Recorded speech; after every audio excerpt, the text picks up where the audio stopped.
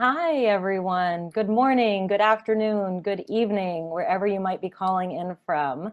I'm Jenny Perlman Robinson with the Center for Universal Education at the Brookings Institution, and I'm delighted to be here and co-chair this education working group, along with Natika Tolani from Management Systems International, MSI, and my colleague Molly Curtis with the Center for Universal Education. I'd like to extend a warm welcome to this working group session, the second week and the fourth event of this year's annual workshop of the Community of Practice on Scaling Development Outcomes. We're sorry that this year we're not able to gather in person as we have in years past in Washington, D.C. However, the silver lining in this is that we're able to engage and involve many more of you from around the world. So we're thrilled about that. For those of you who might not already be members of the working group, we'd like to extend a special and warm welcome to you and to join both the Community of Practice and this particular working group on education. The Community of Practice is completely volunteer, free of charge resource for anyone who's interested in joining. However, we're only as strong as our members. So we do ask that if you join, please actively engage and share, as well as hopefully learn from one another. Each new voice certainly makes us stronger. This Community of Practice is dedicated to learning about and advancing the practice of scaling by learning across sectors, geographies, and perspectives. I think that's really been an incredible strength of this working group. In addition to this annual workshop, I think we're on the 5th this year, there are also quarterly newsletters that come out with a wealth of information and announcements and resources and materials, as well as the 19 working groups that this Community of Practice operates, education being one of them. Each of these working groups hold quarterly virtual meetings, which we'll have a chance to discuss in today's session. And as well as we'll have a web page on the new Community of Practice website that's going to be launched this Friday, which is really exciting. Here is the address of the new Community of Practice website, if anyone wants to jot it down. Again, it'll go live on Friday, October 30th, as well as the Community of Practice email. So for those of you who might not yet be members, please reach out. We'd be delighted to have you join. So now on to today's session. So while there are many impressive and effective education initiatives that are happening around the world, we know they often don't translate to the large-scale systemic change that's needed to address the magnitude of educational challenges we face around the world. Even before COVID, the pace of change was way too slow.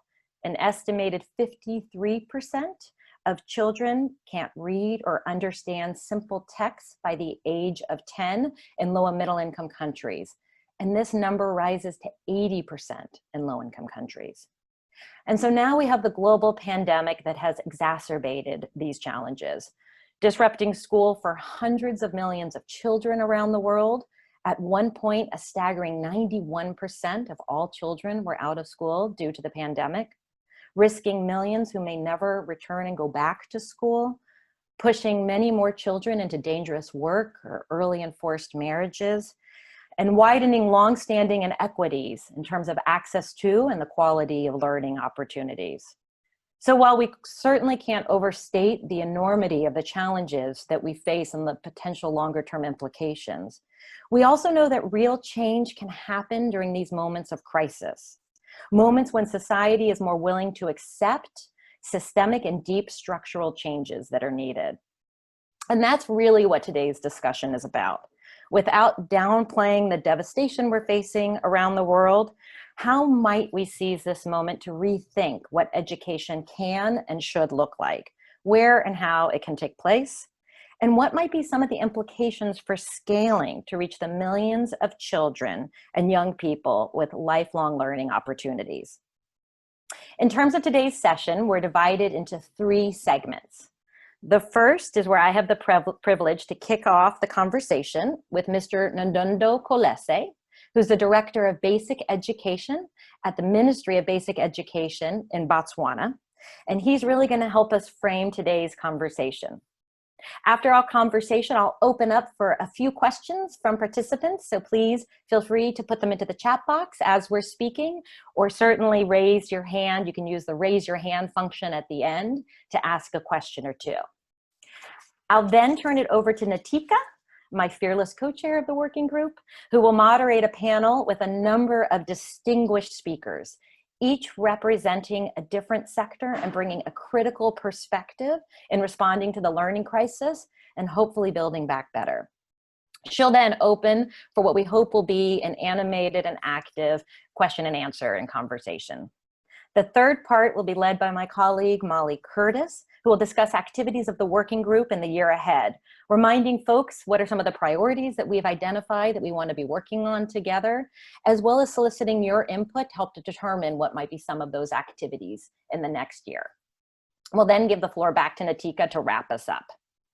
So without further ado, I'd love to welcome Director Nondondo Kolese, again, the Director of Education with the Ministry of Basic Education, to kick off this first part of the conversation. So Mr. Kolese, if you haven't yet, if you want to unmute yourself and start your video, that would be great. Wonderful. Welcome, welcome, Director. Thank you very much. Thank you again for joining us. It's really an honor to have you with us. I've had the privilege to work with you and some of your colleagues at the Ministry of Basic Education and our partners at Young Love in Botswana as part of the Real-Time Scaling Lab Action Research on Scaling. And so again, it's really a delight to have you here. I'd like to kick us off by just asking a few questions. And to begin with, you know, as I started, Director Kolese, saying we can't overstate the challenges this global pandemic has caused, including on children's learning and well-being. And so could you please briefly start us off by sharing how the pandemic has been playing out in Botswana, in particular in terms of its impact on education and what you're seeing?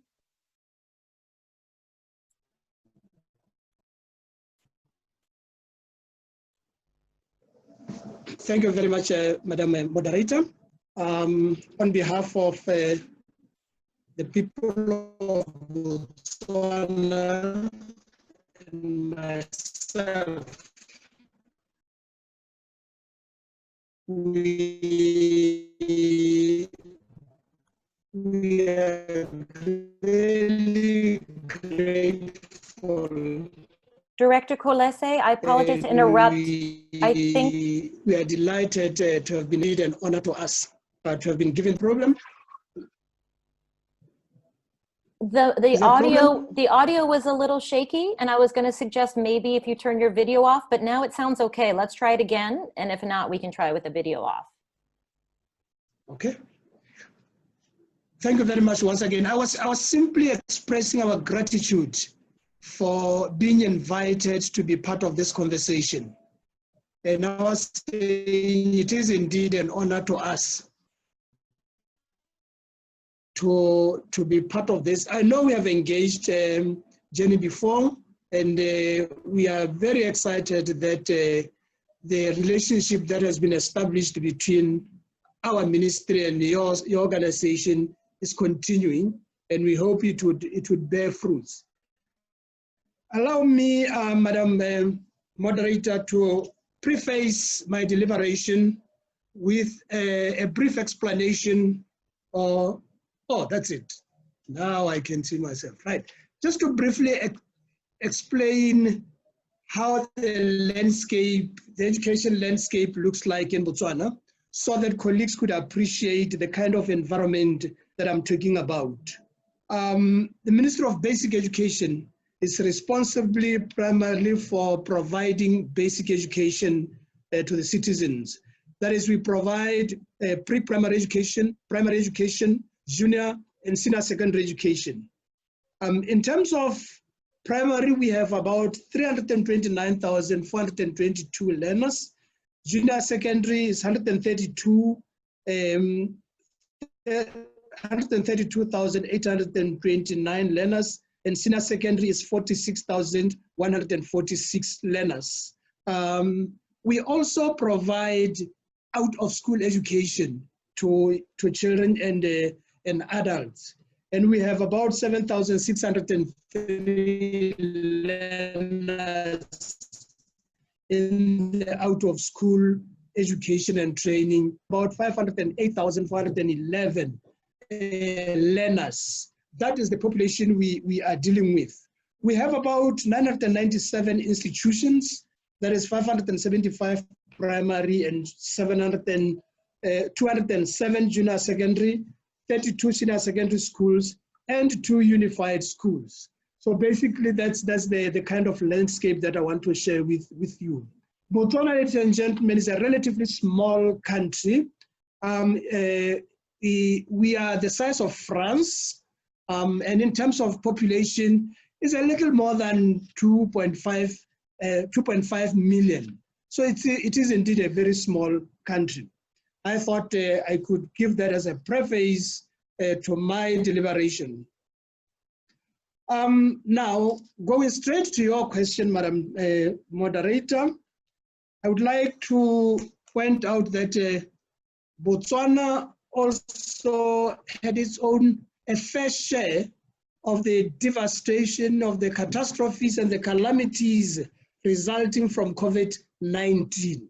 So we also experienced what other parts of the world experienced. And in terms of education, yes, indeed, this is one of the sectors that were seriously hit. But we responded, and we tried to respond early before the first case was actually recorded. That's when we responded. And we started off by closing down schools. So the school term was truncated so that we are able to prevent the spread and to allow schools to put in place the necessary measures that were actually prescribed by the Ministry of Health. So that helped us to prepare ourselves. So we lost, as a result, we lost a lot of teaching time. I would also like to mention that prior to COVID-19, we had 2 or 3 major challenges. The first one that I would like to talk about is overcrowding in our classrooms. There were just too many children in our classrooms. We had about, on average, 45 to 50 learners per class. And the second problem was that, you see, in the 80s, we experienced the proliferation of secondary schools in Botswana.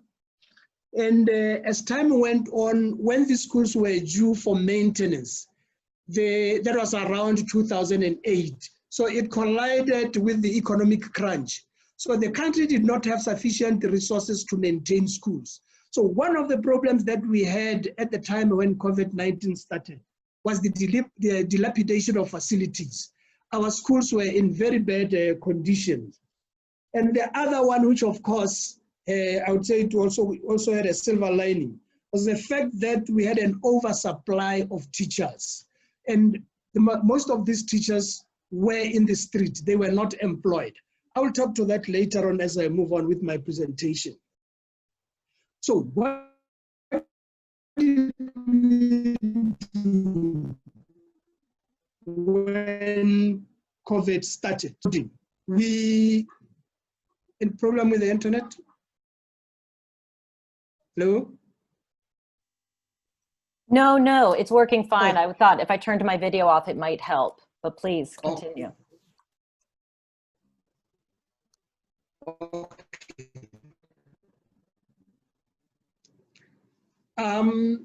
We facilitated schools to do maintenance. So we had a lot of maintenance going on. We actually diverted a lot of resources from other supporting programs to directly into teaching and learning. So we had to maintain the facilities, the schools. We painted them, we put up window panes, doors, and so on, just to make sure that there is a reasonably good standard of cleanliness and hygiene. We we then revised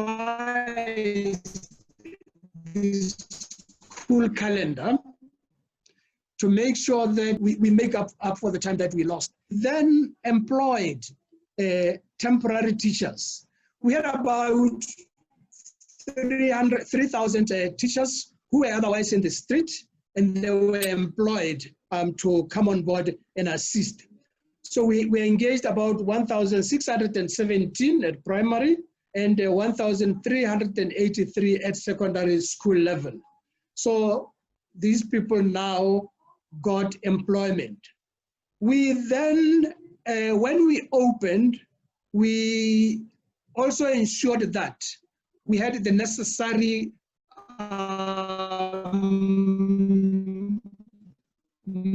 measures in place to respond. So we put hand washing stations so that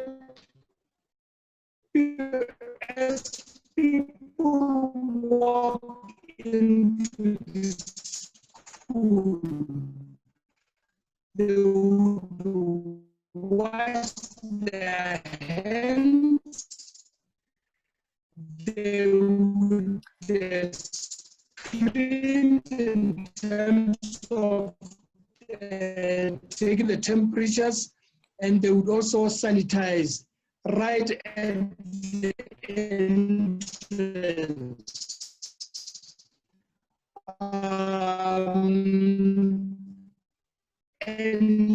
Director Kolese?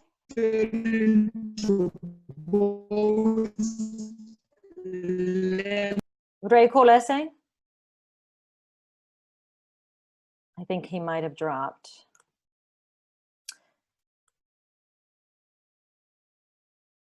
I'm wondering maybe, since unfortunately, I think we might be having some internet connectivity issues. Yeah, with Director Kolese, maybe Natika and panelists, maybe we can move over to the panel conversation and hopefully, oh, I see he has joined again. Let me see one more time, Kolese. Ray Kolese, should we see if your connection has improved? If not, we can move over to the panel conversation.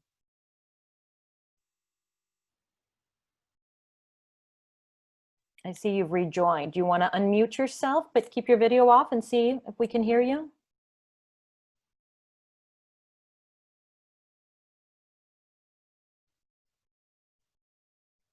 Are you able to unmute?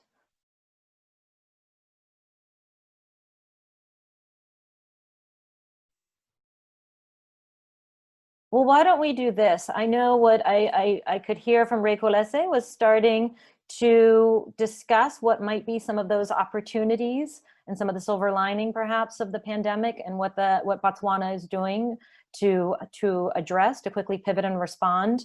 Why don't I turn it over to you, Natika, to introduce and invite our distinguished panelists to continue that conversation, and hopefully Ray Kolese will be able to join the panel as well. Sure, absolutely. Absolutely. Thanks so much, Jenny. Well, good morning, everyone. Good afternoon, good evening. Thank you so much for joining the Education Working Group panel this morning. Sorry for the internet connectivity issues. This is the world in which we live. But yes, hopefully Dr. Kolese will be able to rejoin again soon, as he's also going to be a member of our panel. But in the meantime, if I could ask our panelists to come on, to turn on their videos and unmute themselves, I'd like to introduce our fantastic panel this morning. So first we have Ian McPherson. Hi, Ian. Thank you so much for joining. Ian is the lead for the Knowledge and Innovation Exchange, KICS, at the GPE Secretariat. He has over 15 years of experience of working in global education and has led education programs and research in over 25 countries in Africa, South Asia, and Latin America. He previously worked with Open Society Foundations for 8 years as Deputy Program Director and Director of Special Projects in the Education Support Program, and before then with national, regional, and international NGOs in Africa and Europe. Ian, thank you so much for joining. I know you have a ton of diverse experiences to offer today. We also have Vicky Tinio, who is the Executive Director of the Foundation for Information Technology, Education, and Development, FIT-Ed in the Philippines. Vicky Tinio is the Executive Director of FIT-Ed. She has 20 years of experience in the implementation and evaluation of digital learning programs in the Philippines and other developing countries. In 2016 to 2017, she co-designed and managed the pilot of the TPD at Scale model for the Philippines Department of Education, while concurrently acting as Network Hub Manager for the IDRC DFID-funded Digital Learning for Development project. She's currently Project Manager of 2 IDRC-funded projects on TPD at Scale and Secretariat Director of the TPD at Scale Coalition for the Global South. We're so thrilled that you're able to join us today, Vicky. Thank you. And finally, we have, last but not least, Nina Weisenhorn, a Senior Advisor for the Education and Crisis and Conflict team at USAID's Office of Education. Nina is an international education specialist with 10 years of experience leading policy, implementation, and evaluation of education programs in conflict-affected contexts. She's currently a Senior Advisor with USAID's Office of Education with the Education and Crisis and Conflict team, as I mentioned before. And she leads the office's work on humanitarian development coherence, resilience, and conflict sensitivity, really relevant themes in today's current pandemic. Previously, Nina has worked for the International Rescue Committee in a variety of capacities, including Emergency Response Team, Senior Education Coordinator, Education Technical Advisor, and Education Coordinator. During her tenure at IRC, she led the expansion and technical advancement of IRC's education programs in DR Congo, through their design, implementation, and evaluation. A lot of rich experiences on our panel today, and we're so thrilled to be able to dive in. So there's an overarching question I'd like to pose to each of our panelists, and that is to consider how to briefly address, and each of you will have about 5 minutes to do so, the opportunities that each of you from your very unique perspectives within the agencies in which you sit might see for scaling quality learning amidst the pandemic. And we can just go in order of the bios I just read. Ian, would you like to go first, and then Vicky, and then Nina? Sure, great. Thank you very much, Natika. Can you hear me okay? Yes. Okay, great. And greetings to everybody. Thank you so much for having me and the GPE on this panel. We're very excited to engage with the community of practice. So the urgency of the current pandemic is unprecedented, and we have never experienced a crisis of this magnitude and global scale while all countries are affected at the same time. And this is an opportunity for governments and their partners to be bold. Education must be transformed to build the resilience and strength the world needs to recover and thrive in the face of an uncertain future. What we know is that COVID has exacerbated deep inequities, and that we are at a critical point in time where more of the same actually will not suffice. Ministers of Education from GPE's partner countries have called for a shift from business as usual so that our collective efforts transform the learning experience and drive nations forward. And this ambition underpins the direction of the new GPE strategy. Supporting education transformation is at the heart of how we will work in practice. And this means acting locally and globally to focus on delivery, harness the power of inclusive partnership, learn and adapt to transform education outcomes for the most vulnerable children. It also means working closely with countries to identify context-specific bottlenecks and supporting and incentivizing system-wide reforms underpinned by learning and adaptation. And so key components of our new strategy will include strong, inclusive country-level partnerships, alignments to national policies, sharpened focus on GPE funding, and timely data to inform implementation, learn lessons, and course correct. And the new strategy is heavily influenced by the lessons that we have learned during the COVID crisis. These investments, both the speed with which we and our partners have responded and the nature of the investments, have provided important lessons. GPE is both investing in education responses to address key challenges of the pandemic, which amounts to over $500 million in 2020 already, as well as in mechanisms to help us learn from and understand what is working well, building on our emergency responses, as well as our ongoing investments in research and innovation through the GPE Knowledge and Innovation Exchange. And by scaling at GPE, we understand not simply the greater use of a particular intervention or approach, so i.e. an increased frequency, but moreover integration at a systems level that leads to greater sustainability and impact. So since April, the GPE board has approved 57 grants for a total of nearly 455 million in emergency funding to support COVID-19 response plans of our partner countries. Funds are largely supporting the rollout of distance learning programs that prioritize the most vulnerable and disadvantaged children, including girls, children with special needs and disabilities, and children without access to electricity and internet connectivity. And they are a mix of high-tech, low-tech, and no-tech solutions, depending on the context. So for example, in Rwanda, lessons are being pushed out through radio, TV, and the Ministry of Education's YouTube channel. In Malawi, the government is distributing solar-powered tablets preloaded with educational content that don't require any connectivity. And in Pakistan, they are using a mixture of radio, print, mobile apps, and social media.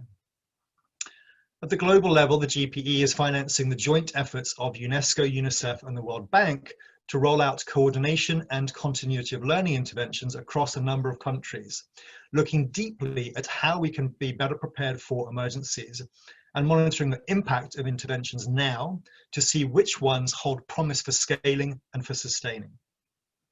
So clearly there is much to learn from as dozens of countries and international development partners work rapidly to put in place new approaches to respond to the unprecedented crisis that we are facing around the world.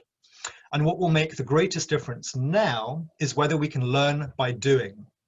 It is more than critical to learn from these experiences, and we are all struggling to understand what good practices look like, but it's important to observe, document, and monitor what interventions are bringing results and how they are doing so. To help us learn from the wave of solutions being tested right now, a COVID-19 observatory has been established to collect, synthesize, and mobilize information about C-19 responses for policymakers in GPE member countries in Africa. It builds on the momentum of the GPE Knowledge and Innovation Exchange that aims to drive the better use of knowledge and evidence in policy dialogue and greater use of innovations in sector reforms. The KICS COVID-19 Observatory will focus on learning about both interventions pertaining directly to educational systems, such as teacher training and support, school and education system management, distribution of learning materials, and so forth, as well as interventions that pertain to children's well-being, for example, nutrition, health assistance, social isolation, sexual exploitation, increased vulnerability, and exclusion. And we are particularly focused on what will have a positive impact for the most marginalized by shining a light not on the continuity of learning approaches themselves, but moreover, the dynamics, dimensions, and factors that prevent learners from accessing these opportunities in the first place and key consequences of them not being able to do so. And this effort will complement work that we are doing through our investments in regional and global knowledge and innovation exchange grants. And our colleagues at the CUE at Brookings will be working alongside these KICS grantees through the KICS Research on Scaling and Education Initiative, or KICS ROSI initiative, to undertake action research which will help us to systematically learn from these scaling efforts, as well as complementary research that will identify and examine critical factors that enable or inhibit scaling efforts from the perspectives of national education decision makers. And across both the research strands, the work will surface shared insights and contribute to the broader evidence based on scaling in education. So then what? We must be conscious of two major risks that may undermine our government partners' efforts to scale impact. The first is that we must ensure that our current efforts to generate knowledge, evidence, and data to inform decisions on distance learning and safe school reopening are coordinated and in the hands of national policymakers. We know that a plethora of organizations, agencies, and institutions have produced hundreds of guidelines, fact sheets, and resources to countries, but it is imperative that those on the supply side work to avoid duplication and coordinate to support country-level partners within ministries and local education groups to navigate the information that is relevant to their contexts. Secondly, the identification of solid solutions which show evidence of impact at scale does not automatically translate into the leadership, the policy frameworks, and the resources needed to sustain them at a systems level.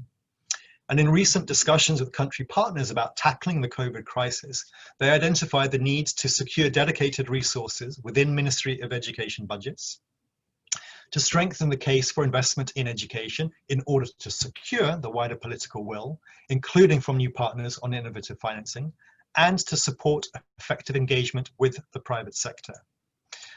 With that, let me pause and I'll be happy to take any questions when we get to the Q&A. Ian, I have so many questions. That was fantastic, thank you. I'm going to restrain myself. Vicky, how about over to you for your reflections on our overarching question? Thank you. Thank you, Nitika, and good day to everyone. And thank you to the organizers for the opportunity to share with you a little bit about the work that we do for the TPD at Scale Coalition for the Global South. And thank you to everyone participating in this session. I'm Vicky Tino, and I'm the Secretariat Director of the Coalition. So in the Coalition, we work directly with governments and government partners to build and test professional development models for teachers, as well as education leaders that are designed for scale. So we use technology to enable and support large-scale learning in ways that may not be possible through conventional means. But since our work is in the Global South, these models have invariably been hybrids that combine the use of traditional and digital technologies, online and offline resources, in support of what we know to be the principles of effective professional development and adult learning. At the heart of our work is negotiating the tensions between expanding access to learning, lowering barriers to participation, that is the problem of equity, ensuring the quality of learning, and achieving efficiency. So the coalition is currently working in 7 countries in Asia, Africa, and Latin America. But where we have done the most work so far is in the Philippines. So in 2016, we were asked by the Philippine Department of Education to develop an alternative delivery model for in-service teacher training vis-a-vis the established face-to-face cascade model. So we came up with a blended model that was piloted in 2016 and 2017 with 4,000 K-3 teachers in 240 schools across the country. The course that was run was adapted from an established government course on early language literacy and numeracy. So the pilot of this blended model, which we called ELLN Digital, was independently evaluated and yielding promising results. And we turned over the ELLN Digital model to the Department of Education, and in 2019, they rolled it out nationally. So there are 2 themes emerging in our work that I'd like to speak to, which I think are relevant to addressing the current COVID crisis. First, how scaling is enacted and managed in a centralized system where the ways of doing and financing are well entrenched, and how these might be the same or different in more decentralized systems and or where power is more diffused and structures are more malleable. In the case of the Philippine government's national rollout of the ELLN Digital, how subnational units were taught to prepare for and utilize the blended model was largely through face-to-face cascade, with all the attendant issues of doing so, because that was A, how they knew how to do things, it was the standard practice, B, what they could fit into their calendar and plan of activity, and C, what they could get budget approval for. So obviously, critiquing this approach and effecting improvements are the critical next steps. This is particularly resonant now in this time of pandemic, when the government has had to pivot to remote learning at a national scale.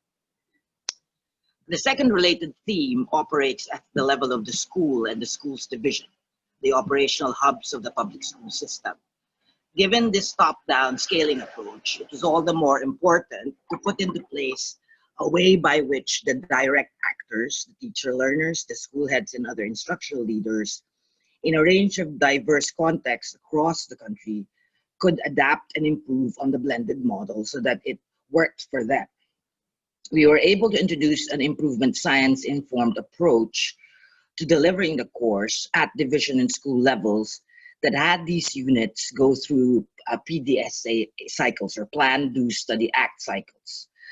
Our evaluation of this is ongoing, so there are lots of interesting things that are surfacing, and we're happy to share results when we're done with our analysis to anyone interested. What I can say at this point is that the idea of focusing on measurable improvement makes intuitive sense to everyone. We did not encounter any pushback on the idea of this, emphasis on idea. The challenge is in actually changing daily practice, where institutional structures are well established, organizational culture is fully internalized, and resources, including and especially time, are overstretched. Finally, and to state what may be obvious, scaling is a matter of perspective. For the national government that is taking an innovation that has been pilot tested in particular context, it is indeed scaling to all contexts at the same time. But for the division and the school, they are testing the innovation that's being scaled nationally, adapting to their context and iterating to achieve the intended purpose, redefining that purpose as they go along. In that sense, we can think of scaling on one level as multiple simultaneous pilots that need to be managed, approached and managed as such. So let me end my remarks there. I'm happy to take questions later. Thank you. Thank you so much, Vicki. I think there's going to be a lot of potential for rich conversation between your perspective with the Philippines sort of case study example and our experiences from both donor representatives, Ian and Nina today. Nina, I'll turn it over to you. Thanks so much, Natika. And thank you to my esteemed colleagues on the panel for their remarks. Really great to hear your perspectives. I also want to thank Dr. Kulese for providing a poignant perspective from Botswana. And I really hope that we're able to get that connection back so that we can hear more about lessons that you're learning in Botswana. I'd like to first start by revisiting and building on some of the realities that Jenny highlighted in her opening remarks, and situate today's COVID-19 pandemic within the context of a decades-long effort of increasing recognition of the impact crises are having on the education sector. Though many might think of USAID as a development actor, in reality, 80% of the places where we are programming are affected by crisis or conflict. Investment in crisis-affected contexts have steadily increased, and we've come to terms with the fact that most crises will last years or decades, not months. And their effects on the education system are equally long-lasting. At the same time, the global community has come together to support new financing mechanisms to be more responsive to crises, one of which we just heard about from Ian and GPE. Unfortunately, COVID-19 pandemic has demonstrated that as an education sector, we have yet to leverage and scale the lessons learned by the education and emergencies subsector. We know that we need to carry out education planning and strategy development with an understanding that crises and risks are inherent features of our operating environment, as opposed to an unexpected shock that can explain why we didn't hit targets or achieve results. Nevertheless, education sector plans lack a broad analysis of the internal, external, or environmental risks to education quality or equitable service delivery. As a result, education authorities don't know which risks they should be planning for, the potential severity of impact of those risks, and what response protocols or capacity is needed to ensure the continuity of education systems. Equally, we fail to recognize the capacity that already exists within many systems and communities that can be supported and scaled to mitigate against severe shocks or stressors to the education system. One example of which we just heard from Vicki. Thus, despite the expansion of coordinated education planning efforts, few countries have crisis-sensitive sector plans, which leads us to what we've seen in the wake of COVID-19. Because we had no plan and limited response capacity, our response efforts required extreme measures to face such an unknown risk. We closed in-person education services, as Dr. Kolese explained in the case of Botswana, and that was common in nearly all countries around the world, as we heard, having devastating impacts around on continuity of learning across the globe. As a result, many of us here are troubled by the fact that we have been unable to reach children and youth with quality education, particularly the most marginalized and vulnerable. At USAID, we're using a resilience framework to see COVID-19 as an opportunity to scale interventions that broaden access and sustain learning for crisis-affected learners, particularly the most marginalized. Drawing on our conceptual framework for resilience in education, resilient education systems integrate and fund crisis preparedness and response planning as part of sector strategies. They offer multiple pathways to support learner entry or re-entry to the education system. And they invest in a variety of delivery modalities to support struggling learners during stable times and sustain learning during a crisis. I encourage you to check out our Return to Learning Toolkit and other resources on the USAID Education Links website that provide additional guidance on each of these areas specific to our COVID-19 education sector response. In the education sector, we know what it takes to get children and youth into school and for them to learn essential skills in reading, math, and other subject areas.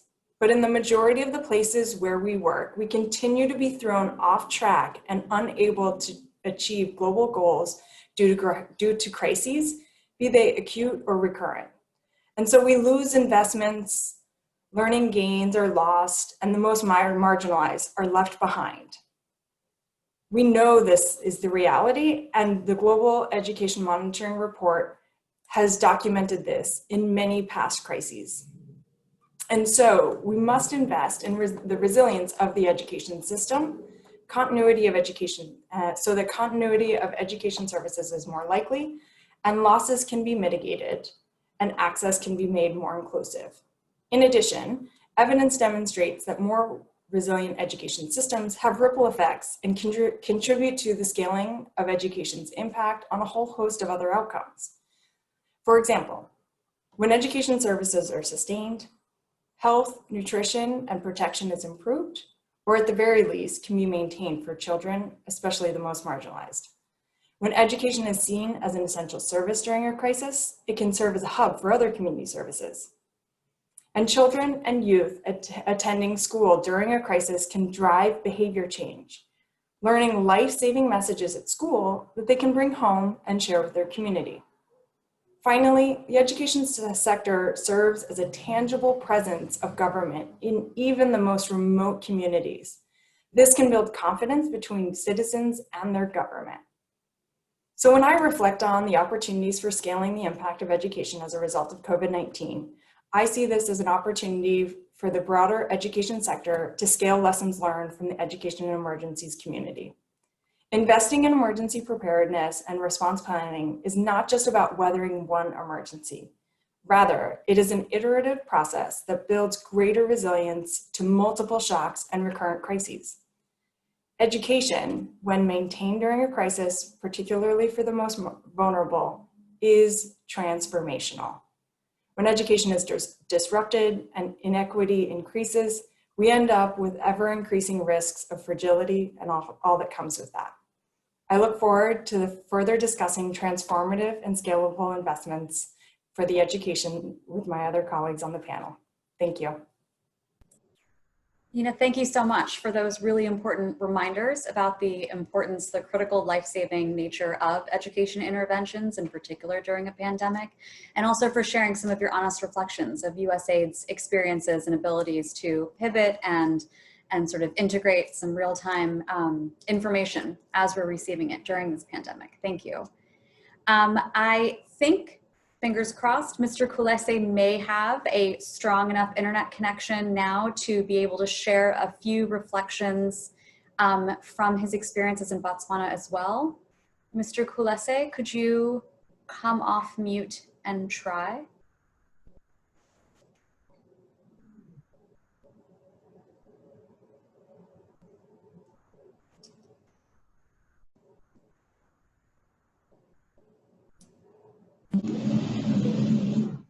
Hello? Yes. Can you hear me now? Yes, we can. Hooray. Okay, thank you very much. I would go back to where I was to talk to some of the interventions that we introduced.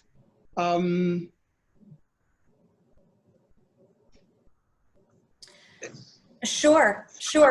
We're speaking broadly to the question on the opportunities that the COVID-19 pandemic has presented to scaling education. And I think some of the examples that you were about to share before would be really great to hear now. So please continue. Thank you very much. Right. Colleagues may be aware that usually is the rural populace that gets disadvantaged, particularly when you talk to the issue of ICT. But you know what, we started a radio program. We actually requested for more airtime from the radio. The national radio reaches almost 80% of the country. So at least the majority of learners have access to the radio. And the television, of course, not many people do have television, but quite a good number of our Botswana do have access to television. So we requested for more time on radio and television, and mostly we broadcasted lessons over that media. And quite a good number had access to that. We also helped schools to connect with parents through the telephone. Lessons were sent through the telephone, assignments were sent through the telephones, and parents, telephone I'm referring to mobile phone. And parents, some parents, those who do have access to the phone, actually assisted their children with that. So children had access to the material through the phone system. And cell phone has penetrated Botswana. It's almost 120% penetration. So most Botswana do have access to a cell phone. In fact, some people do have more than one. They have 2 to 3 cell phones. So learners used that. We partnered with Teaching at the Right Level initiative, and we partnered with them. They also participated in that. They sent lessons and messages through the phone system to the parents, and the parents in turn sat down with their children and helped their children. We also partnered with UNICEF. The Botswana Open University has self-study materials that they produced for their learners. And we thought, since now children would be at home learning on their own, this material would be very helpful. So we evaluated the materials, and Botswana Open University allowed us to use that material. So we partnered with UNICEF to print the material and distribute the material to schools, and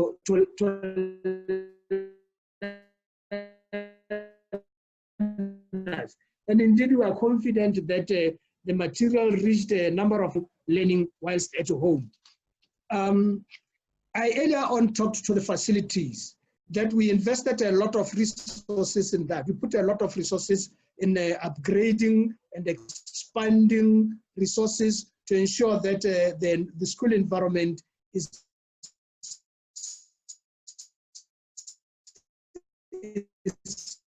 relatively safe for both learners. Botswana Examinations Council was also quite understanding. They adjusted the school timetable. They shifted it to allow for more time for completing classes to write their examinations. And as we speak, the examination is on. So learners now are writing their examinations.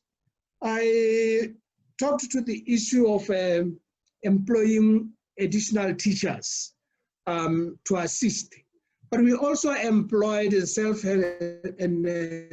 safety and health officers who are actually in the schools to ensure that schools are compliant to the COVID protocols. And they are working with the schools and the local communities with the Parents Teachers Association to ensure that there is strict observance of the SADC protocols. I'm trying to run through this very, very quickly.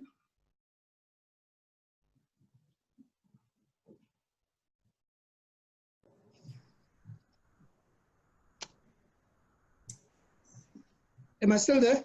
Yes, Can you hear me? you are. You are, yes. Oh, okay. Okay, I thought my voice disappeared. Right.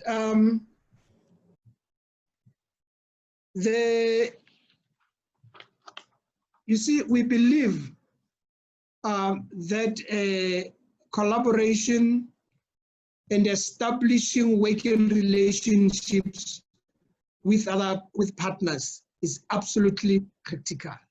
And we believe parents are the most important stakeholders in this particular, in the education of children. So we are working with schools and communities to strengthen involvement of parents in the education of their children, and also to ensure that children do observe the COVID-19 protocols. And so far, parents have been very, very cooperative. They provided or they supplied learners with the face masks, and they do encourage learners at home and in the village to put on masks. But we believe really at this time of COVID, we need other partners. And I believe this group, it's absolutely important for sharing ideas, for sharing experiences in terms of how to scale up education and ensuring that education is provided to our children. In our National Strategic Plan, we call it Education and Training Strategic Plan. We come out very, very clearly in terms of integrating ICT in teaching and learning. So this is one of the things that we are currently pursuing to ensure that learners do have access to the devices. But the one problem we have is actually the connectivity in schools. Most of our schools do not have connectivity, or where it is, the connectivity is very poor. So we are working with some partners like the Bofinet. Bofinet is Botswana Fiber Network. They are assisting us to introduce or to set up connectivity into our schools so that children can have access to the internet and use materials online for learning. And this COP, we believe, can assist us in terms of ensuring or helping to build capacity of teachers to teach or to integrate ICT in teaching and learning. There are instances where you find that kids, particularly in urban areas, learners seem to be more knowledgeable, with the ICT more than teachers themselves. So teachers need to be capacitated so that they are able to handle this with confidence and teach effectively. So that is very, very important. The issue of cell phones, we believe we can still make a better use of cell phones. We believe as we work with our partners, this is one area where I think we can collaborate on. Thank you very much, Madam Moderator. Thank you so much, Dr. Kulese. I'm so happy you were able to rejoin, and those reflections and examples were fantastic, and I think very relevant to the comments our other panelists have provided. So we have about 15 minutes before we will open up to a Q&A session with our audience. So in the meantime, just to kind of continue the conversation amongst ourselves, I'd like to ask each of you panelists a couple of follow-up questions, just points that struck me while you were all speaking. And then I also encourage you all to build off anything interesting that you may have heard from your co-panelists. Ian, if it's okay, I'll go back to you. You mentioned during your comments the idea of approaching partnership differently.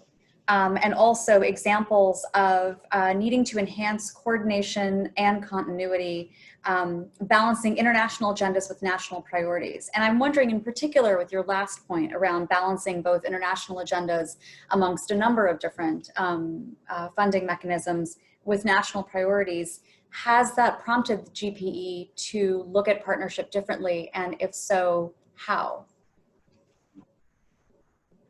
Because I can imagine there are a lot of different sort of competing voices and priorities, in particular now during the COVID-19 pandemic.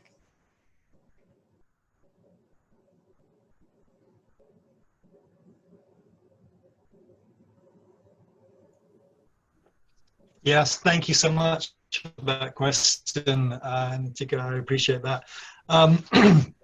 So what the GPE has taken is to engage in a number of dialogues with institutional partners. I'm sorry, can you hear me okay? And my connection is a little unstable at the moment. Am I coming through okay? Your video is frozen. Your audio I'm going to turn off my video. Okay. Hi, can you hear me okay? Yes.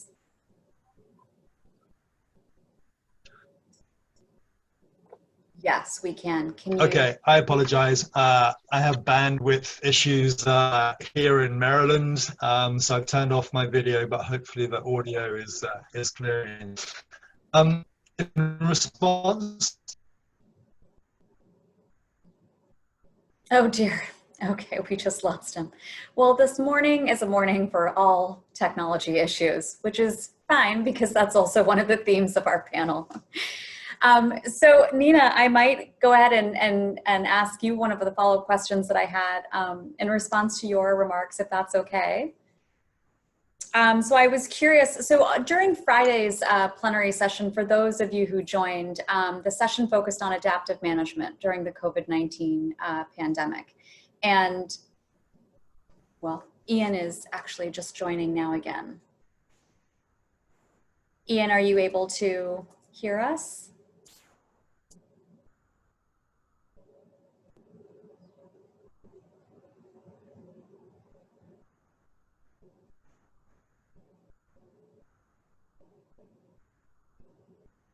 Okay, perhaps not yet. So Nina will just continue. So the session on Friday was fascinating because it was about adaptive management and for those organizations on the ground, the need to be collecting real-time relevant information to feed back to donors who are funding their programs, but really feeling like now is an opportunity to revisit traditional development models of funding and project design and implementation. I'm curious from your experiences, you hinted a bit at this at the onset of your remarks, but I'm curious how USAID is approaching this. Its type of focus on adaptive management, the ability to sort of integrate new and changing data, potentially on a day-to-day basis. Great question, Natika. And I'm sorry I wasn't able to join that session. It sounds quite interesting. Prior to COVID-19, USAID actually already had been in the process of rolling out a new we had already had a new focus and increased emphasis on adaptive management. But in 2019, there are two main policy documents that we put out that really solidified and concretized our commitment to adaptive management. First was the policy framework that we put out that really centered supporting countries' journey to self-reliance and resilience as core constructs to our development assistance, and really looking at how do we ensure that we are, as I said in my remarks, seeing crisis and shocks or stressors as inherent features within our operating environment and not exceptions to.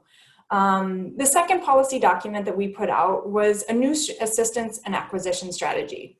And this strategy has a large focus on adaptive management and improving the flexibility of our procurement mechanisms and diversifying our partner base. So it was quite helpful in responding to COVID-19 to be able to leverage these policy commitments and activate rapid procurement processes and contract flexibilities in order to mobilize and pivot some of our largest development resources, not just our humanitarian assistance. So at USAID, one very kind of USAID way that we do this is by either integrating or ensuring crisis modifiers are part of all contracts. And so from my perspective, we've seen a renewal of interest and emphasis on new contracts all having crisis modifiers included in their language. And what this allows us to do is to be able to respond to a crisis or an unexpected change in the operating environment and expand the scope of an award in order to respond appropriately. And of course, in line with all the rules and regulations and kind of directives that do still underpin and support our funding streams. The other way that we're looking at adapting our systems is through investments in knowledge management. In particular, in the education space, this really showed laid bare for us the ways in which the investments we've made in education tools and resources have really been scattered all over.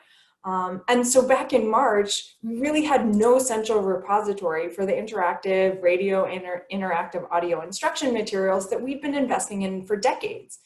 So we want to thank our partners who really responded rapidly to our call to share the resources that they've developed with partner governments over the years, and have now begun a partnership with INEE and expanded our partnership with the Global Digital Library to make these resources publicly available for all. And what this means is that we don't have to lose prior investments just because a shock or stress has impacted our work.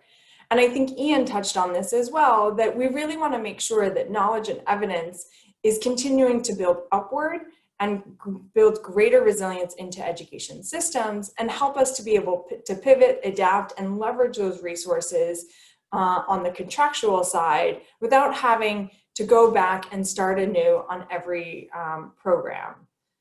So I hope that has helped or kind of framed some of the lessons that we're learning and the ways that we're thinking both on the operational side as well as the programmatic. Absolutely, and I think it also speaks to the innovative way in which USAID is considering partnerships now too, or approaching partnerships. And that's a great segue back to our colleague Ian, who I believe is back online. Ian, are you with us? I am. Can you hear me okay? Yes, thank you so much for persevering. Well, thank you for your patience. I really apologize. Bandwidth in Maryland can also be a problem. Yes, it's no problem. So the question that you had posed in relation to how GPE is thinking about partnerships differently, I think there are kind of three quick responses to that. One is in relation to the discussions that we are having with INSTE's emergency response to COVID-19. We are providing a grant to the consortium of UNICEF, UNESCO, and the bank to work with and to assist the rollout of continuity of learning approaches. And this work, we feel, is significant. This includes a number of approaches around regional and global coordination, working particularly with UNESCO and the Global Coalition for Education, trying to match country needs with the global response that is led by UNESCO. It includes also rolling out continuity of learning approaches at country level. So for instance, the Read at Home program that is run by the bank, support for the most vulnerable led by UNICEF, particularly around the Learning Passport, and looking at safe school reopening and management, and accelerated learning programs that are rolled out by both UNICEF and the bank. And this is very much within the spirit of kind of respond and reflect.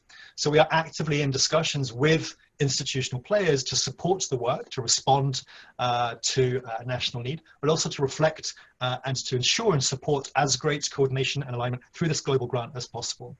The second response, if you will, is that within the network of Building Evidence in Education, which is a group of around 100 organizations who are donors in education, together with, I'm sorry, I'm just trying to turn my video off, okay.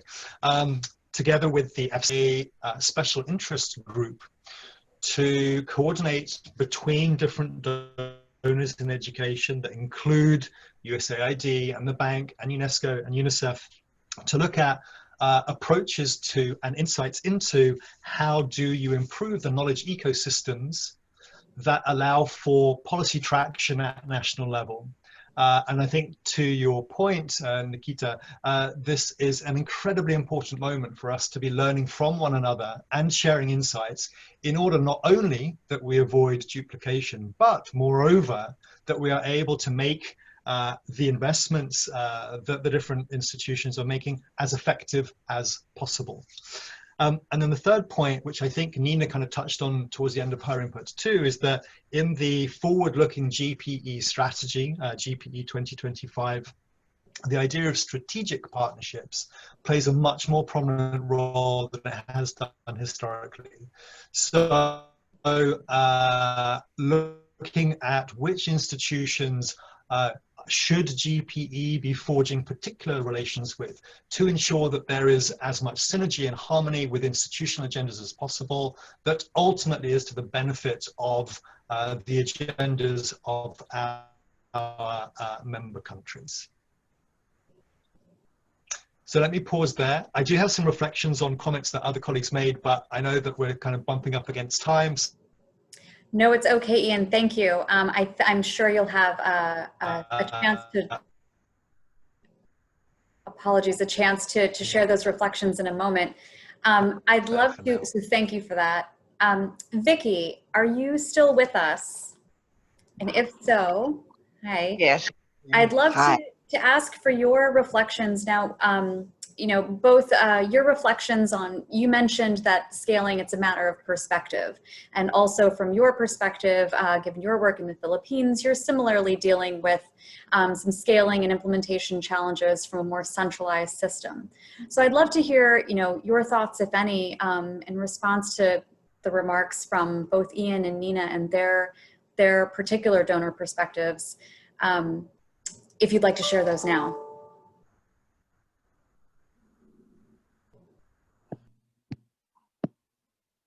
Hello. Yeah, can you hear me? Yes. Hello? Yes, we can hear you.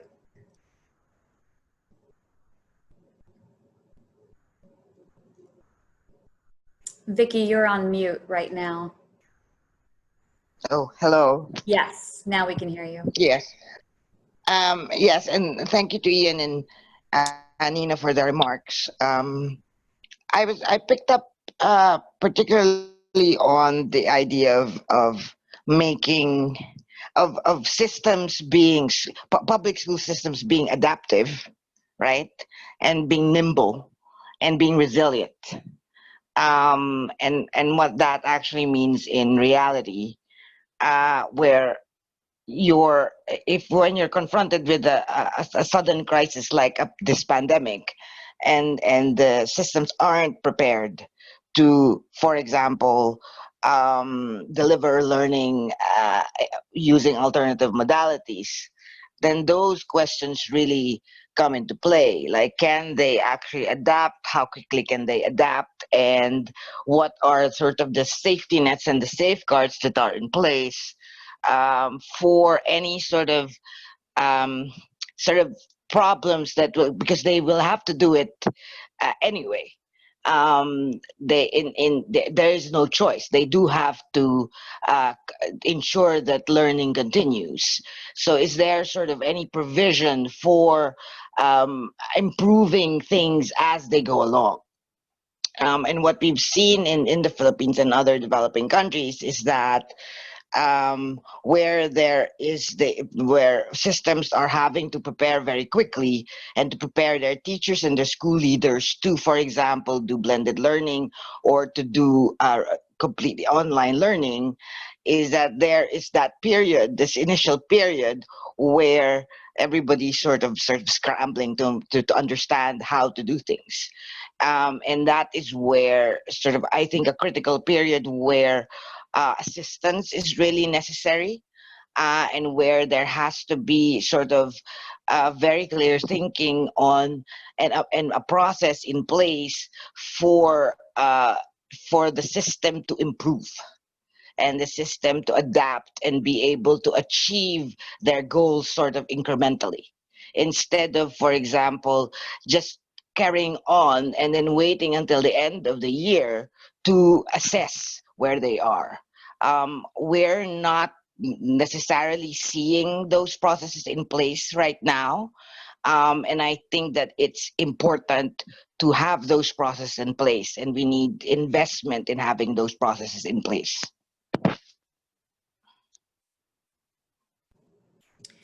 Vicki, thank you so much. And I think your point on the need for incremental change and ongoing continuous measurement versus just these sort of end-of-year check-ins that we often rely on, especially in a pandemic context, are critical. Before we turn over to the audience Q&A, Jenny, if it's okay, I'd like to turn back to you to introduce a colleague of Director Kulese's who's joined and can also share some reflections on innovative partnerships and the opportunities that COVID-19 has provided. Sure. Thanks, Natika. And I'm so glad that we persevered and the technology worked. It was wonderful to hear from all the panelists, and very much looking forward to questions and comments from you all as well, from the audience.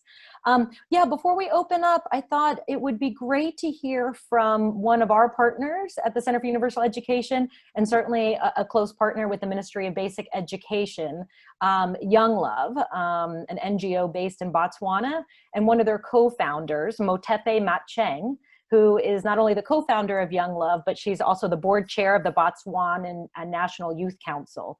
So Tepe, if you are with us, I'd love to ask you if you might just build on some of what Director Kulese shared in terms of some of the innovative approaches and quick pivots that the government undertook in responding to the global pandemic.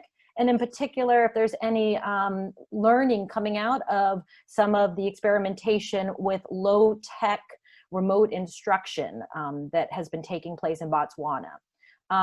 So if possible, I will turn to you, and let's see if you're able to both unmute and turn on your video. It'd be lovely to see you as well.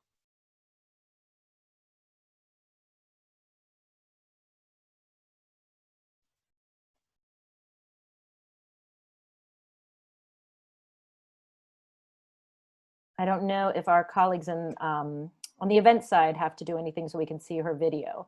Do you want to try to speak, Tepe, and we can see if we can hear you at least? It looks like you're unmuted.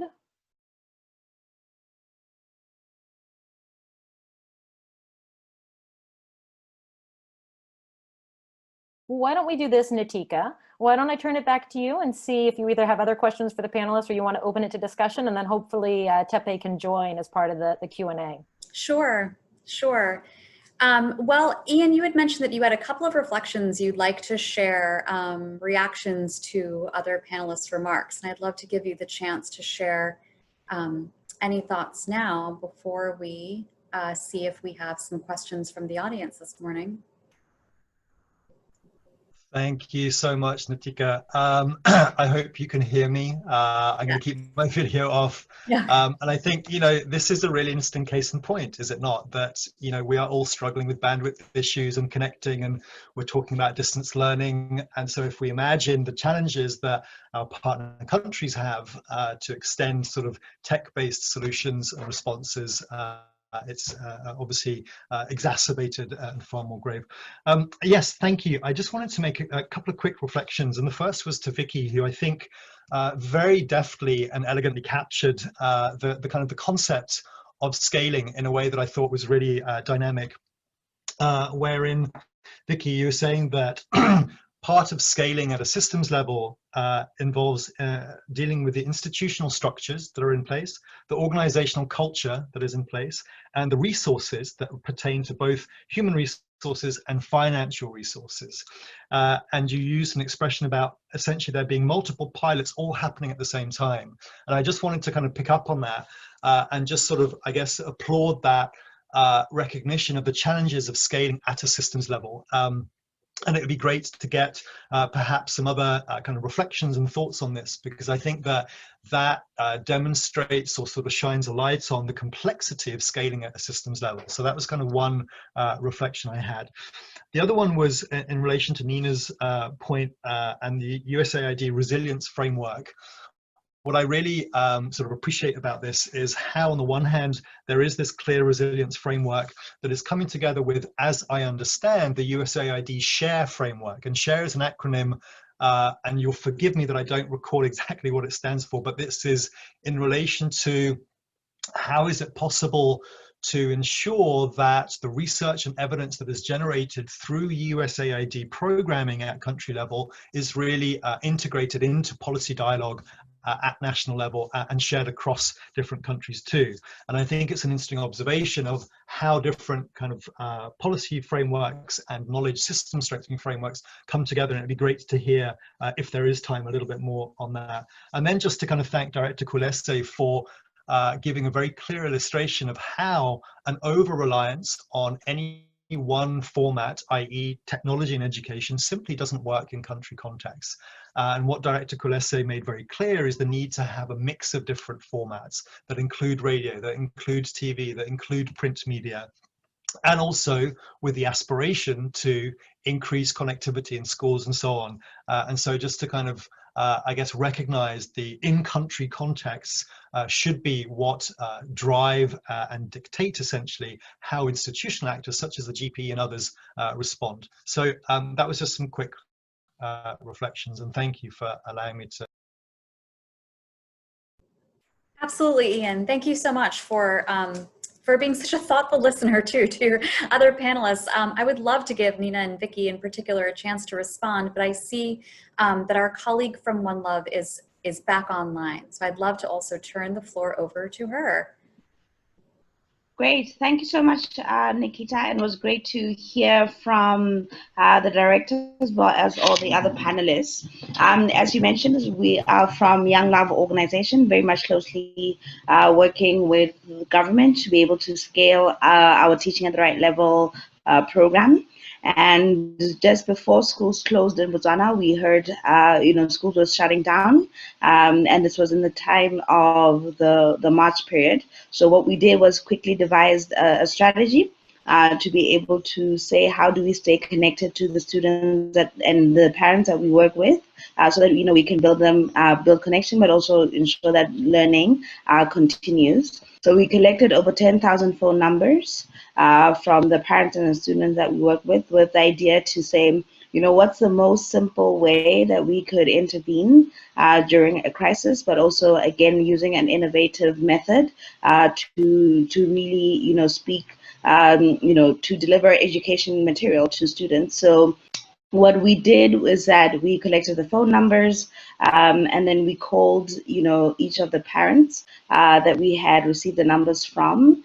And as director had already mentioned, there is not enough internet connection in Botswana. So we are thinking more about what's the most simple and easily accessible method that we could be able to deliver our interventions in. So we had from the numbers that we collected, we had the SMS activities where we deliver math activities to parents' phone, and then we ask parents to do them with their student. And then we also had 10 to 15 minute phone calls where we now walked through the math problem with the student, just to be able to encourage them to continue learning, and also thinking more about ways in which they would need support, especially when schools were closed. And we have since learned quite a lot just on using low technology to say, how do we just use a simple phone to encourage learning, but also, again, prevent learning loss in times of crisis, where we have even evaluated the results from the SMS arm, as well as the phone call and SMS intervention, where we found really positive results. So in the phone and SMS arm, we found that we were able to reduce innumeracy by 52%. And for SMSs, this had gone down to 34% just from our baseline. So we are finding there are some innovative solutions, especially when you're thinking about education, but also ways in which we could still continue to learning during this crisis. And we have been able to evaluate the results as well as share more broadly in our paper, which I think, Jenny, you could be able to share the link with the attendees that are here, but also just to say that it is a very interesting time where we're now innovating and just encouraging the members of the community of practice to think more about, I think oftentimes we think big, but now we need to, really keep it very minimal and central to actually say, how do we engage with students, but also ensure that learning is happening with the resources that we can pull from government and partners, but also from organizations to really take a stance in preventing learning loss during the crisis. Thank you, Nikita. Yeah, thank you so much. And I think that there's something that you mentioned that seems to be a common theme across our panelists, is the need to really sort of concentrate almost on day-to-day incremental changes, like we heard from Vicki. But we want to set some kind of medium and longer term goals, but really things are changing with on so rapidly on a day-to-day basis with what we're learning about how how COVID-19 affects us in different ways at a systems level, at an individual level, the pandemic, and how our systems are able to react, and responses will evolve as new partnerships are broached. So thank you for sharing these experiences. I'm so happy that your internet works and you were able to join. Please don't go anywhere, because we'd love to have you on hand to be able to respond to any audience questions. I guess if I could just ask, do we have any questions from the audience? Please feel free to include them in the chat window, or if you'd like to raise your hand and verbally interact with us, that would be great too. You can raise your hand and our conference organizers will unmute you and allow you to ask your question. And in the meantime, Vicki and Nina, did you have any responses or reflections you'd like to share to Ian's comments?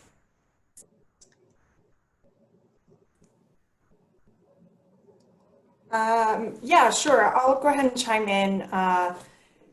Ian, thanks so much for your thoughtful reflections. At USAID, when we look at, so SHARE is a new evidence building mechanism in the Office of Education.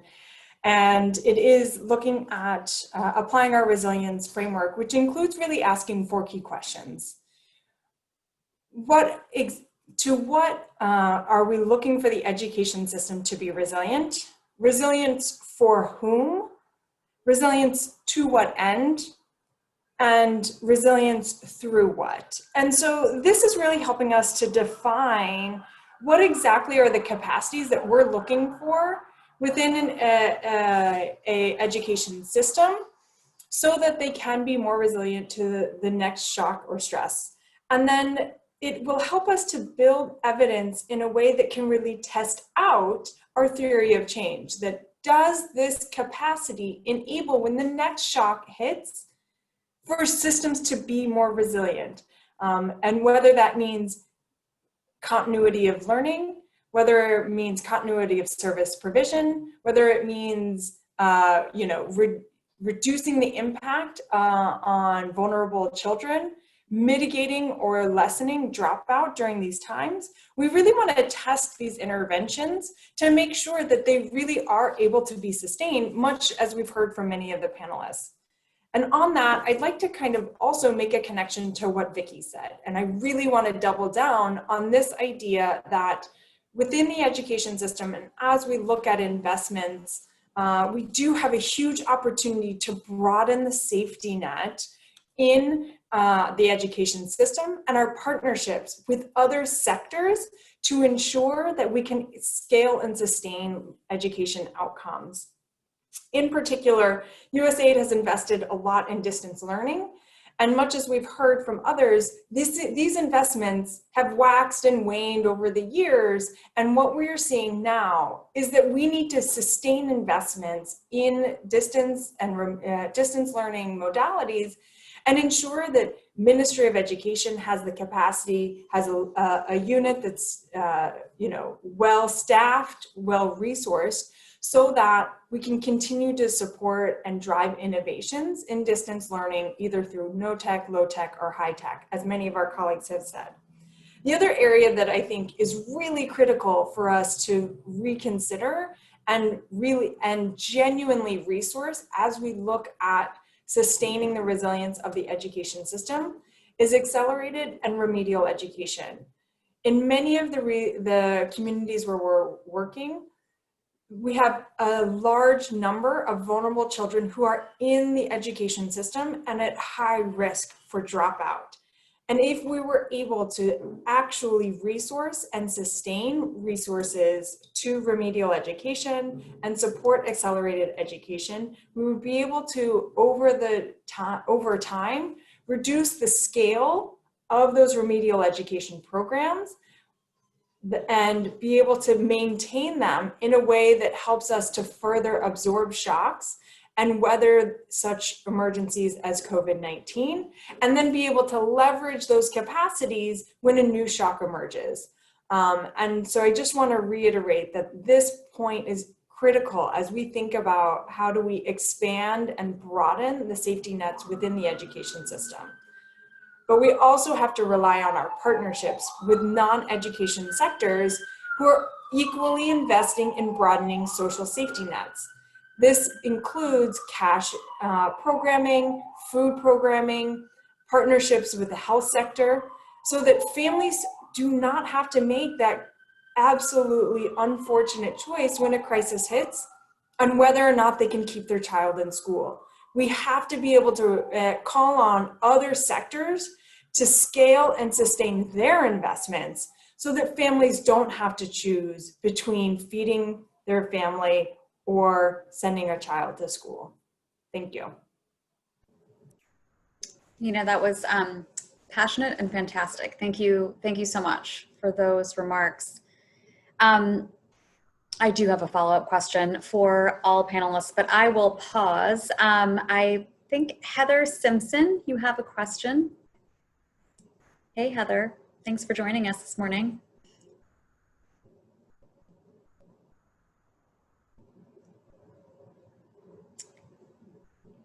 We can't hear you.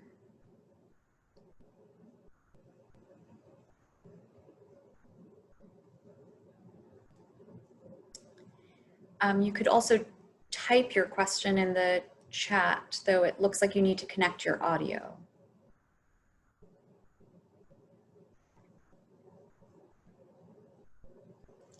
Can you hear me now? Yes, it is. Oh, yes. Oh, sorry. Yeah. It's amazing, all of the tech issues we're experiencing on this one Zoom call. Thank you. I really appreciate everybody's thoughts. I would love to hear if anyone is starting to see generating evidence about the formula of interventions that are needed. For example, the length of radio content, the frequency which we need to broadcast, the associated SMS messages that need to be sent to parents to encourage them to turn on radios, the types of hard copy materials that need to go hand in hand, any associated ways to connect teachers to those students, because we know that that teacher-student relationship is so important to continue learning. Room to Read, as well as others, are doing a lot of different things, but we haven't yet figured out the formula of all the different bits that need to happen to actually have children continue learning from a distance during this time. So I'd love to hear if folks are starting to see evidence around the combination of interventions that are important, and then I'd love to hear if anyone is starting to collect data on learning. I know that's really difficult from a distance, but would love to see if anyone's making progress on that. It's a fantastic set of questions, Heather. Thank you. We could just go in order of panelists for those who want to share. Ian, Vicky, and then Nina, and of course, Mr. Kulese. Sure. Thank you, Natika, and thank you for the question, Heather. I mean, I think the short answer is no, right? The short answer is that I think that the contexts matter so much that one formula, so to say, of what is optimal for all contexts, I don't think works. But I think, per your point, there is a combination of factors, if you will, that needs to be considered in each context. And actually, within the ambit of the kind of high-tech / ed-tech, what the GPE experience has shown so far is that there seem to be essentially 4 principles that would guide success in this respect. And so very quickly, the first principle is really starting from a country's context, because never has the gap been more glaring between the children who have access to technology and learning tools and those who do not. And these gaps are even more pronounced for girls. So for example, in sub-Saharan Africa, we know that only 2 in 10 learners has access to the internet, and only 1 in 10 live in households with a computer. So what is feasible and effective is dependent on a country's context. The second principle is that we must be able to support multiple delivery channels for remote learning, and no single continuity solution ensures learning for all. And most countries have used some combination of digital and non-digital approaches in their education responses to school closures, such as TV and radio and take-home packages. And in fact, GPE grants to countries have supported various delivery channels for remote learning. The third principle, and this is something that Director Kulese raised emphatically, which we would strongly support too, is the need to strengthen support to teachers. The role of educators is critical in remote learning, and we cannot rely on technology alone. While most countries have issued written guidance and pedagogical support for teachers, less than 30% are combining teacher guidance and training. And teachers need both ICT-related training and support on remote pedagogy and assessment and learner engagement. And the fourth principle that we see is the absolute imperative need to keep an eye on the children who are at risk of falling behind. The risk of EdTech solutions is the risk of widening the equity gaps, especially for the poorest children and girls. Thank you so much, Ian. Vicky, would you like to respond to Heather's complex but important questions? Yes, thank you, Natika. Just picking up on all of the points, the excellent points that Ian made.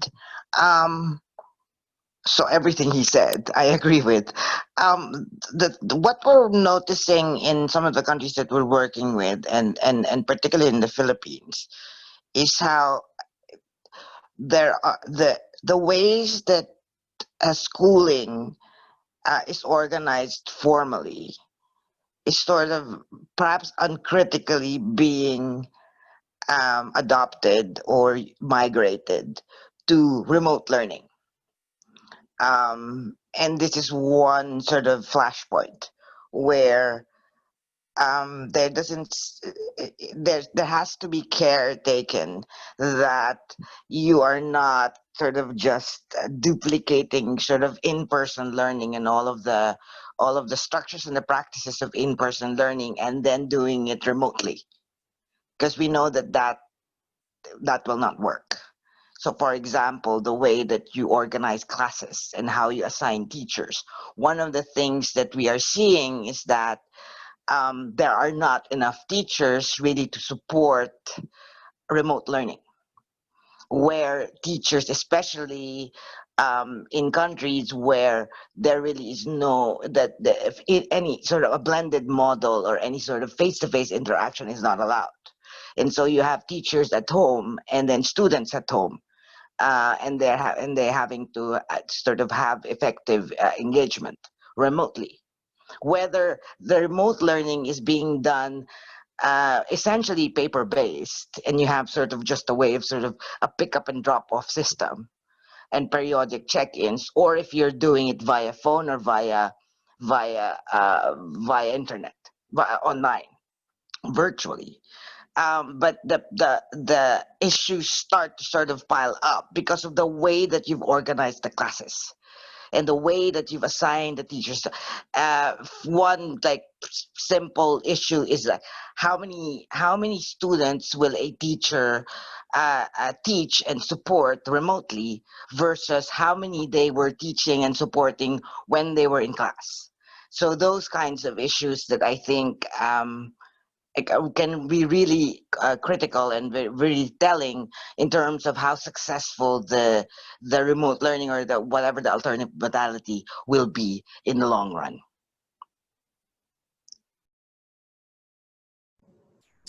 Thank you so much, Vicki. I don't know if you could see me nodding vigorously throughout your remarks, but thank you. And I think you're spot on with your response. Nina, do you have any remarks you'd like to share, reactions rather? Sure, I'll share in the chat for all folks that USAID did conduct a literature review on delivering distance learning during emergencies. And this hits on many of the things Ian already said, so I'm not going to go into it, but I do encourage you to check out that resource.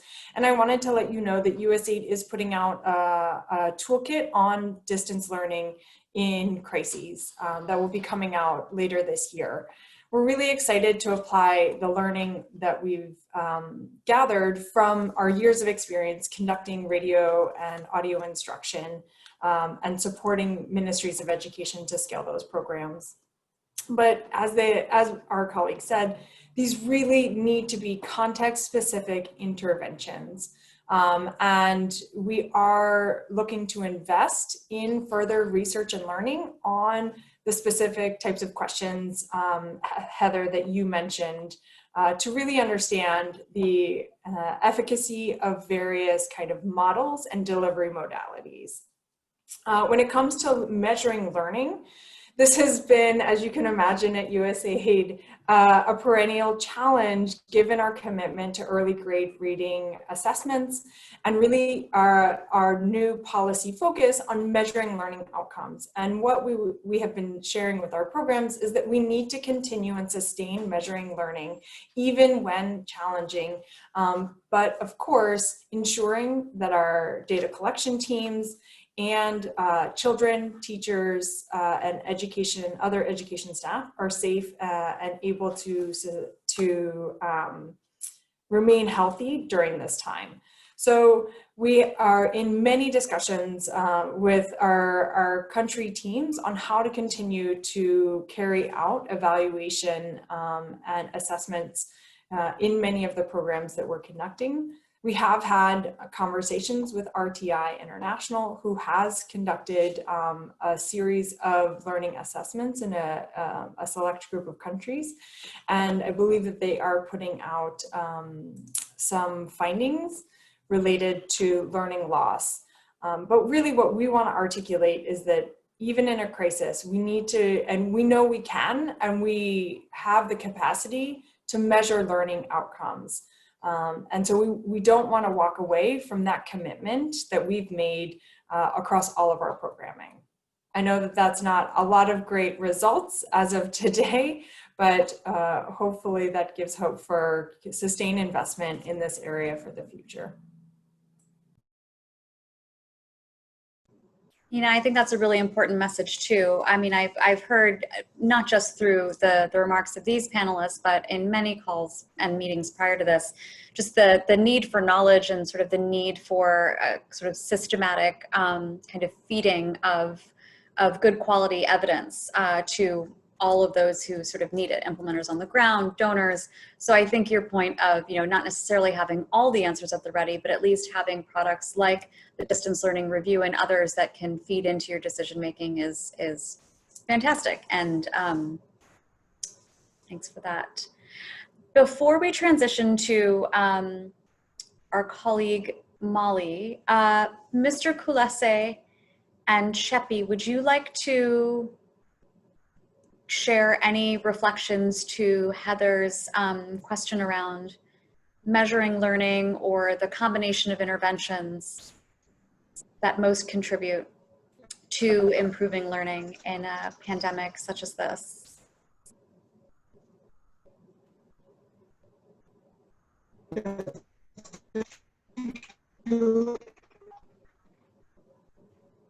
It's very difficult to hear you. Thank you very much. Can you hear me? Not really, Hello? Mr. Kulese. Can you hear me? No? There seems to be a bit of a lag. Hello?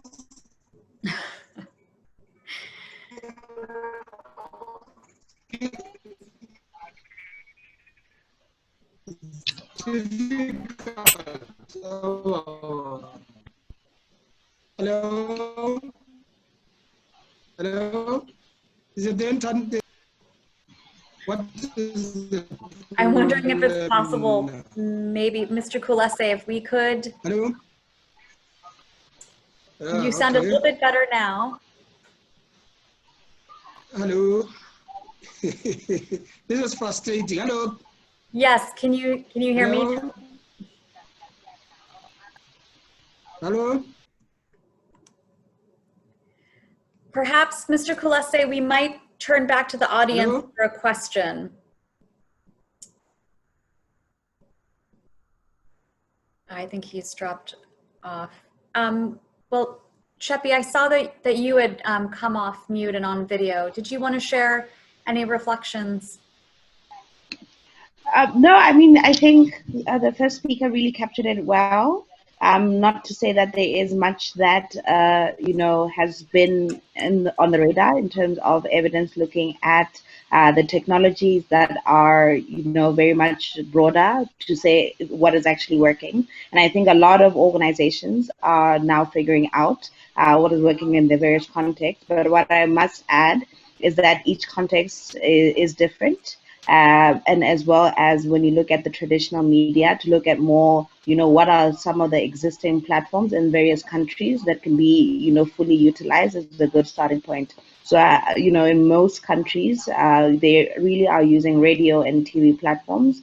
But however, you know, they have challenges in measuring the listenership or also even knowing whether it can have an impact. So I would rather, you know, think more about, you know, what other existing platforms are there that we could be able to fully utilize, and programs that are there so that organizations that implement any education intervention could start off from.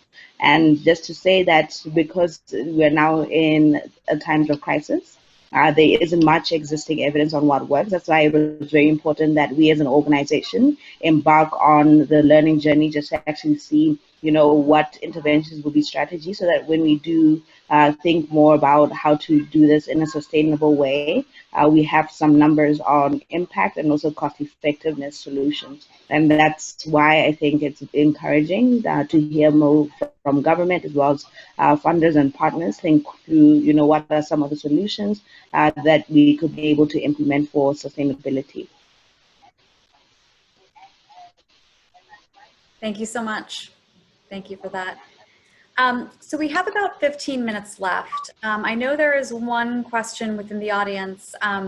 Hisham, you'd like to come off mute and ask your question, we'll give it maybe a couple of minutes, and then we'll switch over to Molly for her section.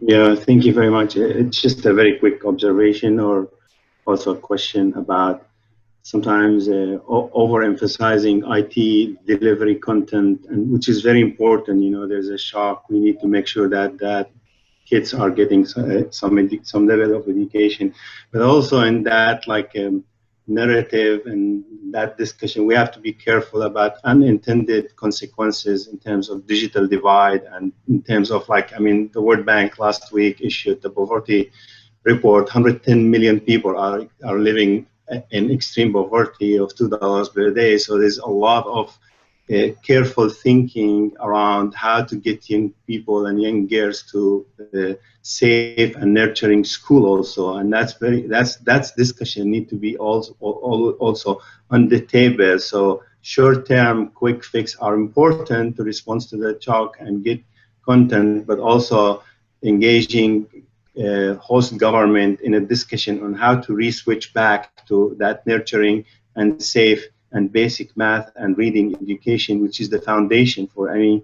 So that's my question, is what are the policy discussion and learning agenda by donors on how to make sure that we're not really overemphasizing short-term quick fix, and we don't want to forget, that if girls actually leave school for a couple of months, very difficult to really bring them back in certain communities. So just keep an eye on a short, mid-term actually goals, very critical, I believe. So I would like to hear from Nina or somebody else on that.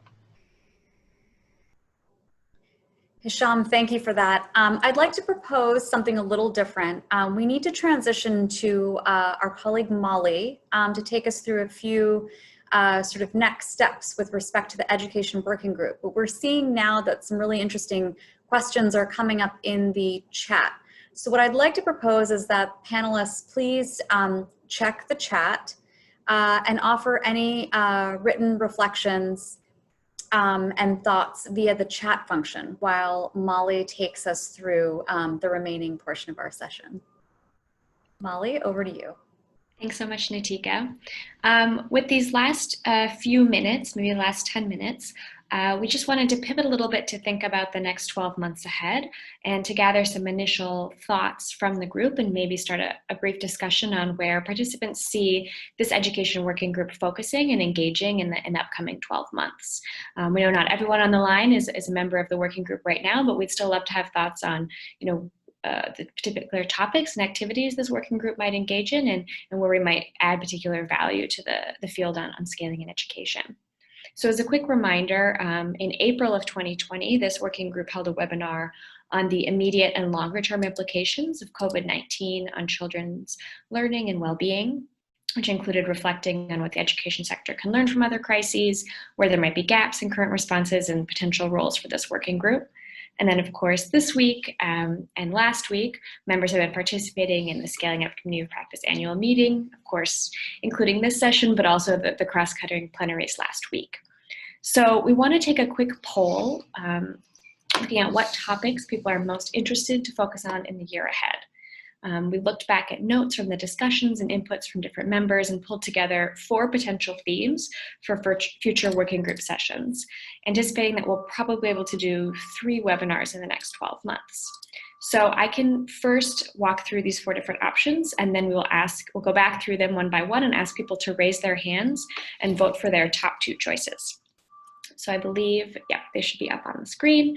So the first topic is a longer term tracking and assessment of education program pivots due to COVID-19. So this would be following up on the conversation we started in April, and of course that we've continued today. The second option is focused on scaling education technology and specifically last mile problems related to that, the topic that Hisham was just touching on. So including considering how to reach those most likely to be left behind with ed tech approaches and these issues of equity and inclusion and how there are trade-offs to be considered with efficiency, cost effectiveness, et cetera. The third theme is focused on collecting cost data and the use of cost data to inform scaling decisions, including particularly looking at the needs of policymakers. And then the last option is considering a sort of collective mapping exercise of research and learning initiatives related to scaling and systems change that are currently underway. So we know a lot of work is happening already, and there's probably a lot of overlaps, and think it could be useful to sort of jointly map what is happening, potential synergies and overlaps, and consider how to best leverage each other's work. So again, these are the 4 options.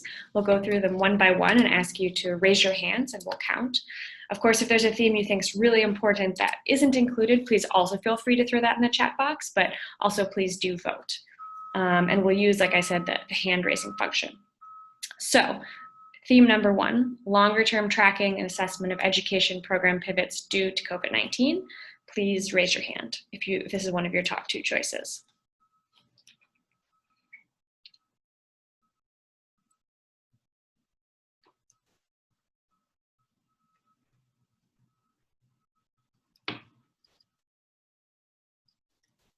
Okay, everybody can put their hands down. Number 2, scaling EdTech and last mile problems. Please raise your hand.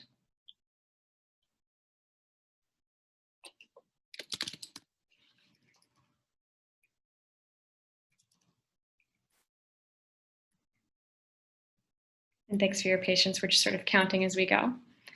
All right, put your hands down. Number 3, cost data, the use of cost data to inform scaling decisions. Please raise your hand if this is one of your top 2.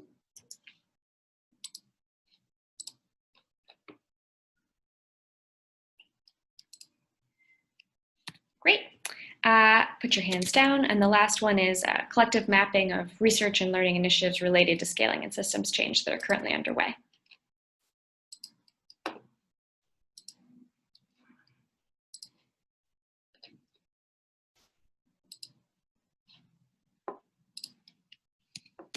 All right, thanks so much everyone for voting. It looks like our top 2 choices were B and D, but with of course a strong showing for the other 2 as well, so that's great. And like I said, if you have other ideas to also throw them in the chat. I know someone suggested tips on conducting scaling research during this pandemic, given the challenges many are facing, so that'd be another theme to potentially weave in.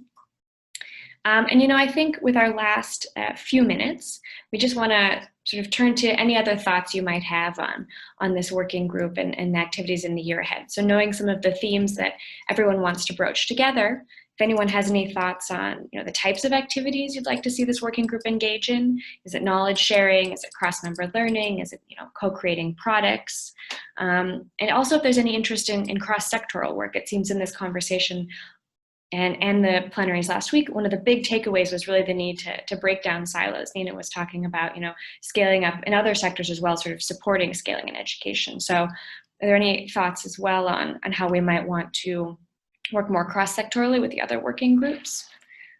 Feel free to raise your hand to speak or throw things in the chat box as well.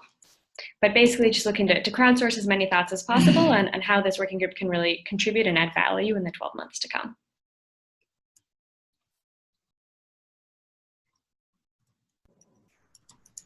Molly, I'm seeing one of the comments in the chat around tips and tricks on conducting scaling research during the pandemic might be helpful, as well as many are facing the challenge of how to conduct the fieldwork research. So that's certainly an area that our working group, we could collaborate with others, the health, the agriculture group, the youth focused group, Definitely. And pull some good practices together. Absolutely. Any thoughts from anyone else on sort of your vision for this working group, or where it could most assist in your work as you think about the next 12 months or the next 6 months? In this time, 12 months seems very far away, I know.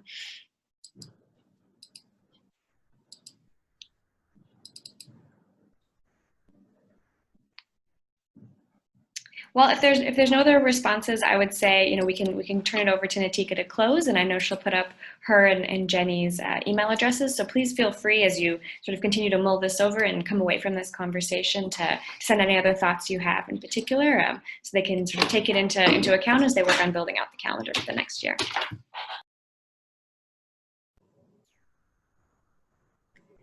Thank you so much, Molly, for taking us through some ideas on what we as a working group can focus on in the coming year. I know there's a lot of really relevant and critical directions that we could go in. And thank you all to our esteemed panel who joined, the insightful reflections that you prepared in advance, as well as your spontaneous responses to some really great questions, both from the audience and from each other.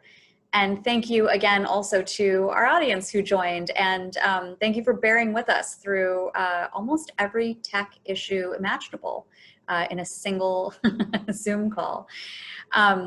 So it was really exciting to be able to share some of our reflections and examples of how COVID-19 pandemic, in spite of the many sort of awful shocks that it's presented, some of the opportunities that it's also presented to the education sector, both at a systemic level as well as an implementation level as well. And it was fantastic to have some specific country level examples, both from the Philippines and Botswana. So thank you for sharing those. I will go ahead and conclude now. I hope that our panelists have been able to respond to some of the questions that have been arising directly in the chat. So please feel free to continue to do that now in these last couple of minutes. You'll see on this last slide contact information both for myself and for my co-chair, Jenny Perlman Robinson. Please don't hesitate to be in touch with us if you'd like any further information on any of the resources, materials, panelist background from our session today. If you'd like to join the working group, if you'd like to write in a different area, a suggested area of focus for our working group in the coming year, please do be in touch anytime. We have an exclusively open door policy. Jenny, do you have any final remarks before we close? No, Nitika, thanks. Just to echo your sentiments, so grateful to each of our panelists and to the audience. I know there's some great conversation just getting underway in the chat box, and we're looking forward to taking it forward, both in this education working group, but clearly I think a lot of the comments reflect the opportunity to be working with the other 8 thematic working groups as part of this community of practice. So a lot of great ideas to take forward and a lot of opportunity to be working more cross-sectorally. So just want to thank everyone as well. Great. Thank you so much, Jenny. Thank you everyone for joining. I hope you have a great Monday and that technology functions for everyone. Thanks, everyone. Take good care. Everyone. I hope you'll join the rest of the sessions this week. Thank you very much. Take care, everybody. Bye, everyone. Bye-bye.